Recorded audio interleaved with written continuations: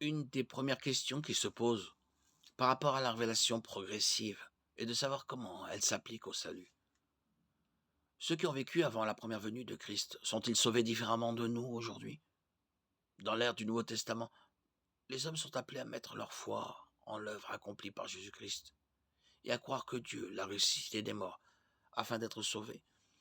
Romains 10, 9, 10, Actes 16, 31. Les spécialistes de l'Ancien Testament disent qu'il est hautement improbable que tous ceux qui croyaient au salut à l'époque de l'Ancien Testament aient cru consciemment en la mort à leur place de Jésus-Christ, de Fils de Dieu. Les hommes de l'époque de l'Ancien Testament ne savaient pas que Jésus était le Messie, qu'il mourrait et que nous serions sauvés par sa mort. Dans ce cas, qu'est-ce que Dieu a exactement révélé à ceux qui ont vécu avant Christ et comment les saints de l'époque de l'Ancien Testament étaient-ils sauvés?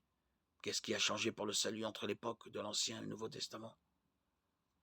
Certains accusent les tenants de la révélation progressive d'adhérer à deux moyens de salut, l'un avant la venue de Christ et l'autre après sa mort et sa résurrection. Y a-t-il deux manières d'être sauvé? Pour répondre à cette question, nous affirmons que le salut de qui que ce soit est toujours l'œuvre de Dieu pour l'homme, et jamais celle de l'homme pour Dieu. Il n'y a donc qu'une seule manière d'être sauvé,